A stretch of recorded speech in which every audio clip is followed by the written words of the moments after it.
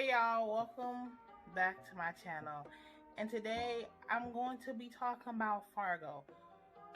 Where have I been at with this Fargo? Okay, Fargo. Okay, so I only watched episode 1 and 2, so I'm gonna give you a little summary about this episodes that I saw on Fargo and what I got. So to start off, first I thought Fargo, I heard of Fargo. I know it's been on for a long time. It's been on FX and it had the movie Fargo, but I didn't watch the movie and I never watched any other seasons except this other season that with Chris Rock. I'm over stumbling. But, so yeah. So I just got into this Fargo and I watched episode 1 and 2 and it was so good. So with the new season, season 4 is based on a true story, actual events. They had to change because it says when you first watch the episode, it says based on the actual events in Kansas, and they had to change some of the names around because some people are still alive and just to protect their identity. So this is the real tea. So this is gonna be good. So episode 1 is, it starts out with this girl that narrates it. Her name is, I'm not gonna pronounce her name right, but her middle name is Pearl, so I'm gonna call her Pearl. And she starts out with, well, first of all, this is based in the damn 50s. So you know, schools back then in the 50s believe in whooping kids and stuff. Bitch, not my goddamn kid whooping kids, and I think they were still whooping kids even in the 70s. With the whole, you go to the principal office and he paddles you and all that. So it starts out with her getting a whooping. They whooping her ass, and she barely can even sit down in class because she got hit on a paddle. But to me, I feel like that's a little bit mixed up pedophilia too. Because why you need these kids to come in your principal's office, close the door, and you touching on their booty? Like, that don't even sound right. But it starts out with her narrating, and she was just talking about the gangs and stuff. Was back in the 50s, you know, not everybody's white. Like, if you're Italian, Hebrew, all that, now you white. But like back then, it wasn't considered white. It was considered Italians. But like my grandfather said, the white man only exists in America because in different countries, when you go outside the country, that's a Polish man, that's a French man, you know, that's a Sicilian man, Italian man, like an African. Over here, Africans are like, they quote unquote, they put them as the black category with black Americans, but actually overseas it's like, oh, they from that tribe, they Nigerian, they Somalian, they munch everybody up together in America. But overseas they don't do that shit. But back then in the 50s they used to do that. So the Italians, so it starts out with the gang members in the town and stuff, and how the gang members, little mafia, they would make a pact with another mafia, another gang, and they would trade their firstborn son to each one of the members of, like, to the gang. So if it's a Hebrew person gang over here and it's Irish, because that's the first gang she was talking about, the Hebrew guy would give his child, his firstborn child, to his son, to the Irish. The Irish would give their son to the Hebrews. But you know, that didn't even sound right to me. I don't think I would want somebody with my motherfucking kid and we in a gang. Cause like, bitch, I'm not giving you my fucking gang and I ain't giving you my motherfucking land. We just gonna have to be going to war. But the Irish end up getting the Hebrews and sneak the, what happened? The Irish end up killing the Hebrews off. So you know, when somebody get killed off the food chain, now you on top of the chain, now somebody else is gonna try to come in their position, like, and try to be the head dog of the town. So when the Irish kill the Hebrews, here come the Italians. The Italians do what the Hebrews and the Irish did. They trade the first son with the other son. So they end up doing that, and the Italians end up ambushing the Irish like the Irish did to the Hebrews. But the fucked up part about the Italian one was they had the Irish guy's son, but the Irish guy's son turned on his father and killed his father. So now he's a part of the Italian mafia now. So even though he's a part of the mafia of the Italians, they still treat him like shit. Cause, bro, that pissed me off. So now the Irish is dead. So now after the Irish, we got the black people now, which is played by Chris Rock, who his character's name is Leroy or something like that. And well, I consider him a businessman because he had a lot of ideas he wanted to do, and he had an idea for these credit cards that he wanted to start. And he tried to go to the bank and try to see if he can get the bank to invest in his idea, and the bank was like, this don't make no sense, like this is gonna put people in debt, and he was like, listen, you can make $1 billion, which now when you look at the credit card company, a lot was in debt because of that motherfucking credit card. I fucking hate credit card. I fucking hate, man, when I told you I paid all that Amazon so damn quick, that Amazon credit card got me good. Good times. But so now here come the black people, and now it's Italian mafia. So now they make a deal, and they do what the other gang members did, was trade their firstborn son. So to me, I'm clutching my fucking pearls because I'm like, you gonna get this little black boy to these Italian people? And it's bad enough, like, the people in the town treat Italian people, you know, Italian people wasn't considered white. They was considered, like, aliens, like, black. Not even black, but, yeah, like, you a secondhand citizen. Like, who the fuck is you? So, because in one episode, I think episode 2, the mobster, the father, he got shot. He got shot in the neck by a toy gun that these kids had. I don't know what type of toy guns they had back in the 50s, but yeah, I didn't know that a toy gun was gonna break a blood vessel in your fucking neck, and now you start gushing out fucking blood. I don't know if that motherfucker had a real gun. So they run to the hospital. The hospital's like, no, we don't accept y'all. Y'all bums, y'all trash, y'all cannot come in here, da-da-da. You need to take your goofy ass down the street by the other hospital. And the other guy was like, well, my father's dying, we can give you money. He said, listen, if you don't fucking leave, we're gonna call the cops. They're gonna come, they're gonna arrest your ass. So they had to go to another hospital down the street. So they stitching up the guy's file and all that stuff. But in the meantime, they had an Indian doctor. And the son gonna tell the Indian doctor, oh, we need a real doctor. Like, da-da-da-da. Like, look at him like, who this? Like, and my thing is like, wasn't you just getting mad that somebody was treating you like that? See, fat mean no greasy. That, see, nobody give a shit until that shit knock at their fucking door. Cause now motherfuckers, even to now, like to act brand new to stuff. But they sure love to get help from everybody else, especially black people. But in the episode, but Fargo was so good, and I like how listen, history is my favorite class. I like seeing actual events and they put it on TV. So, and that kind of pissed me off about the mafia too. The Italian mafia was, you know, the black guy traded his oldest son to them, to the Italian mafia, and the Italian mafia gave their oldest son to your Chris Rock character. So, you know, listen, it's safer to keep your kids with black people than it is to anybody else. That's why everybody likes getting a black nanny, and they like to get black nurses. I mean, shit, look at Tori Spelling. She was close to her, a black nanny. She was damn near crying. So, I should know, cause I should know.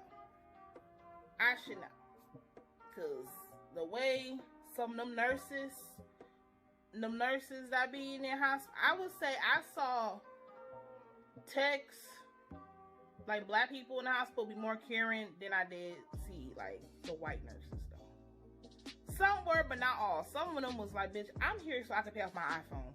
So they don't train their son. So you know Chris Rock and his family take care of the son. He making him a part of the family. Like, they sitting at the table praying together. He playing with his kids. So they not treating little boy funny. We get to see his son. They got his son staying in the fucking attic with the Irish guy. He on the 3rd floor in a little shed. And they downstairs praying and eating food and shit. They down there eating food and all this stuff. Like Chris Rock family then cleaned the boy up. He gave him a coat because certain weeks or 3 days out the week or something like that, they would meet up and then would see how the kids are doing. You know, you kill my kid, I kill your kid. What's up? What's up? So they go see how the kids are doing. He got the car with Leroy's family, his gang. He got a new fur coat on. He all cleaned up, like, little boy feeling himself. He got a little jazz in his fucking step. We get to, what's his name, son, Chris Rock's son, that come out the damn house. He all got the same fucking clothes on from the last fucking meeting. He telling his father that they feeding him peanut butter. They got him in the attic with the Irish guy, and they like in the fucking shit. They treat the Irish guy like shit too. And my thing is, how the fuck did this motherfucker kill his own father and then sit here and now he's getting treated like shit? You might as well have killed him. So then he see his son, like, that would have pissed me the fuck off. I've been like, for real? This what the fuck you want to do? Man, I'm like, man, we would have been at war. Cause you don't fucking mistreat my motherfucking kid and do all this shit. First of all, the whole trading your kid to your rival is dumb as fuck. I'm not doing that. That's stupid. And you know that the Italians is gonna treat that little boy unfucking fair. And they got him not eating. They was doing some old raggedy ass shit that I didn't fucking like. Like, we been motherfucking fighting, but then it showed how the Italians started getting to the political business, because it shows that, well, first of all, the one guy's the head boss, he ended up getting killed because of toy gun, but his son is the reason why his father died, because I'm trying to look for this short nigga's name. I said short nigga, what's Josto, what the fuck his name is. I think his name is Josto, but I think I just gonna put his picture right here. Okay, so this motherfucker right here, see, he was under his father, which his father was the head honcho. He was like, you know, the granddaddy. You gotta get approval to do whatever the fuck you want to do through him. You can't just do anything that you want to do. And when his father got shot, this is what this motherfucker did. He took him to the hospital. When he was at the hospital, he told everybody in the gang, you know, y'all go home. Don't tell mama that he at the hospital, because him and his father was in the car arguing about what they was gonna do with the black gang, and his father is like, we got an agreement and we gotta respect that, you know, because it's about respect and honor. His son was all like, fuck that, fuck them, I don't respect them, they kiss my motherfucking ass and all this shit. He talking all this rah-rah. His father looked at him like, I'm the fucking leader and you not the fucking leader. But since his father got shot in the head, that moves him, this motherfucker, to be the leader of the gang. So he told everybody to go home. He bumps into a nurse. Let's talk about this bitch. So he bumps into the nurse, Mayflower, and she Nurse Ratchet on steroids, for real, because her ass was in there sniffing coke. She be stealing. No, I love Nurse Jackie, but y'all know Nurse Jackie was a fucking addict. And Mayflower is a fucking addict. She's an addict and a racist at the same time. Like, it's like, bitch, who is you talking to?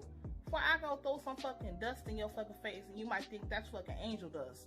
So he was all like, do you got some drugs? First he's like, you got some drugs to take the ease off. And she's like, sir, I can't do that. He said, well, can we share? So next, you know, it shows them going in the closet, they sniffing the drugs together. And he tells her while talking, my father, I don't want him to die in agony. I want him to die in peace. Basically, give him cold, like, can you kill my father? And she's like, oh, I take good care of him, which is confirming yes. So next thing you know, they bodyguard the people that's in the family supposed to be watching the father. So in the hospital, the father did have like one bodyguard that's supposed to watch over him. So Mayflower comes in. She's all like, she's talking to the doctor because he's still alive. And she said, I know you in pain. And she gave him this whole little script. Next thing you know, she takes this little needle thing. She puts it in the bag. In the little bag for the fluids, the IV. He start dying. He's screaming like, you murderer, you murderer, you murderer. But at the same time, he got like a thick ass accent. He's speaking his native language. But then this is the fucked up part. He's screaming low key. And his bodyguard just getting louder. He over there snoring. I said, I will haunt your fucking ass for the rest of your fucking life. Every time your ass, I'm gonna push your ass out the fucking bed. You is a piece of shit. You supposed to be guarding this motherfucker's life, and your ass over here snoring. I should beat your ass. So he over there snoring, and I'm just thinking like, what type of fucking bodyguard is this? So she ends up offing old boy, and he was all like, so she ended up killing him because they don't find out. She names herself the Angel of Death because she feels like she's helping people, but to find out at episode 2. She walk around just killing. She has addiction to killing people. She just gets high off of this being a murderer. So certain patients under her care will end up dead. Certain infants will end up dead. The medicine cabinet, there be missing medicine and certain type of drugs in there. So one time she's getting ready to kill this guy, and the doctor walk in and see her ass getting ready to spike his IV. So next thing you know, they're gonna fire her, but she ended up talking her way against some workman's comp and a paid leave and all that fucking shit. And I'm like, y'all just let this lady walk you like a dog, like. And she starts speaking all fast and shit like she's smart. I'm like, bitch, speaking fast does not make you smart. Speaking fast makes your ass a sneaky bitch. And she's all like, no, this what this bitch says. She's like, y'all just trying to frame me. Y'all trying to blame this on me. Because this is y'all fault, da-da-da. I'm like, bitch, you's a whole fucking killer. I should fucking call the cops so they can go take your ass to the nut home and lobotomize your motherfucking ass, bitch. You try me if you motherfucking want, bitch. This ain't the fuck what you want, bitch. Talking about I'm an angel. Bitch, I will beat the fucking wings off your motherfucking. You fucking try. You better hop your goofy ass out my damn office for I angel death your motherfucking ass. Now get the fuck out. But her weak ass boss ended up giving her pay leave. I was like, clearly you don't need to have that power, bitch, because I sure would have put the hammer on her ass. Please, let me. Y'all need me in authority. I put that hammer on that ass, bitch. Shit, Saturn is my godfather. So by in the process of her leaving, she can't kill no more because she's not at the hospital. So she, the next day, go meets up with the black girl, Pearl, and tells her, I like you. And she said, oh, okay, whatever. And see, Pearl, that's my girl. Okay, I love that girl. She's smart. So the thing about Pearl, she's smart. Her parents own a funeral home. Her dad's white and her mom is black. So her mom handles the black funeral home and her dad has the white funeral home. She met Mayflower, this bitch, at one of the funeral homes that her father was hosting. And I don't like Mayflower. She's a racist bitch. And she kept on saying little slick shit talking about, I didn't know they teach you that stuff at nigger school. What the fuck? I didn't know they teach you that stuff at crack nigger school. The fuck? So she was just telling her, and then Pearl knows how to speak French. Like she's real, like she's smart. Like she's just she's a smart kid. So she tells her one day she got the bus that, I'm gonna make you into one of my projects, which is like, bitch, what is you, the boys or some shit? What is you, Stormfront or some shit? Like, what is you, Vought? So she was all like, she rolled her eyes like, whatever. And she gonna tell the black girl, Pearl, she was like, do you like pie? And the black girl was looking at her like, bitch, I don't like anything that comes from you. Get away from me. Shoo, you fucking alley cat, you. So she next thing you know, the lady runs across the street and she making this little pie. She whipping this little pie together and she putting a little poison. You know the girls love some poison. You know the girls love some rat poison, some arsenic. You know the girls love the poison, honey. If you watch the ID channel, them white ladies love poison, them motherfuckers. That's why I don't eat anybody's fucking food. Because you never know who the fuck trying to poison your fucking ass. So, she baking a cake, she cooked the cake, she bring it over. By the meantime, she breaks the cake and she puts it in front of the door and she rings the doorbell. So the father, he's like this white guy, but he's kind of like guppy a little bit. Like, he's not a bad guy, but he's just very like guppy, kind of like a pushover a little bit.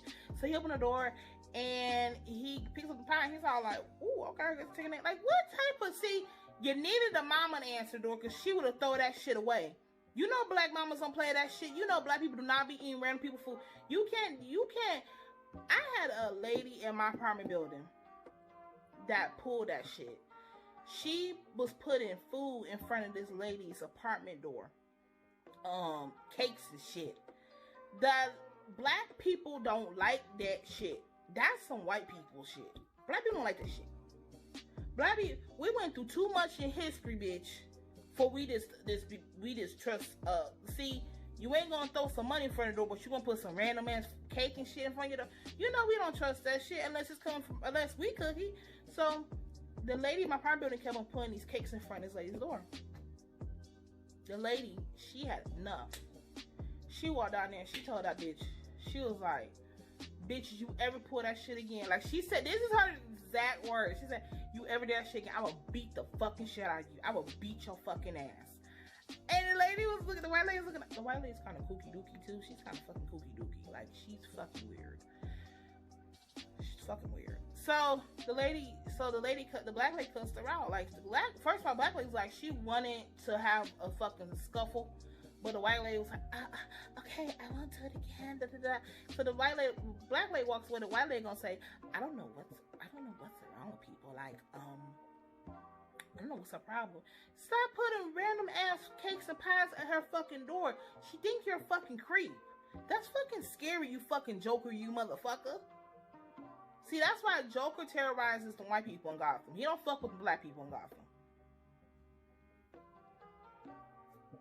Cause y'all should have been shot Joker up in his fucking balls a long time ago.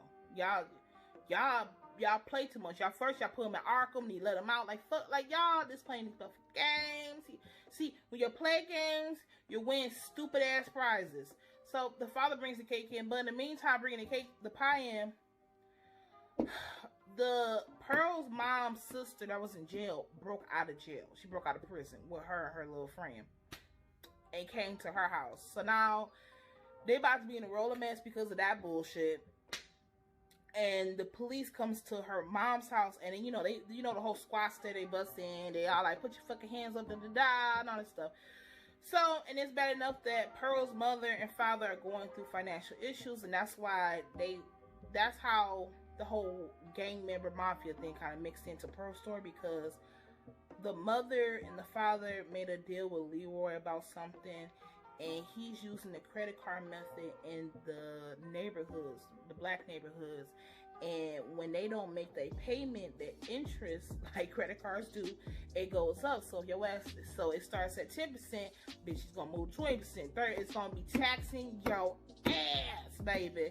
Taxing your ass. Ain't no hill high enough, ain't no mountain low enough for your ass. You cannot pay that bill, bitch. So he already practiced this method in the neighborhood with the black people. So that's why he was trying to bring it to the banks with, but it didn't work out because they like, listen, we ain't trying to share no damn money with no nigga, bro. Like, we ain't trying to share our money with you, not you. So, yeah, so that's what happened. But yeah, y'all need to watch Fargo. Y'all need to check out Fargo.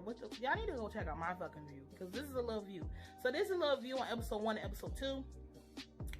I like Fargo. Season 4 is everything.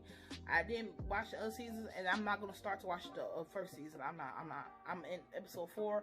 I like in this whole little genre when I'm seeing a lot of black people on TV. That's why I probably just watch Fargo, because I was like, oh, what's this about? And I was about to say Chris Rock, but Chris Rock is in his bag because he in that movie Witches too, which I never paid attention to that movie Witches, but I feel like I should watch it and like do a review on it, like the 90s one. You know how people be like, I watched this now that I'm older. Like, I watched Cowboy Bebop, and not because I'm grown, watching Cowboy Bebop is different than when I was like a little kid and younger. Now I'm seeing the meaning with the show than the aesthetic. So that's it for this show. This inaviaworld. Make sure y'all check out my podcast. The link is down below. I got other things coming for y'all. Make sure I just be on the lookout because your girl is putting out content. I appreciate y'all tuning in to the Lovecraft Country reviews. I'm in love with Lovecraft Country. Lovecraft Country has a special place in my heart. You know, my heart, because I love that show. I love this whole sci-fi horror type. It's not even scary, but like sci-fi history type of vibe. So I like it. So y'all have a good day. And yeah, you know the vibe. Subscribe, like, comment, share. Thank y'all for supporting. And yeah.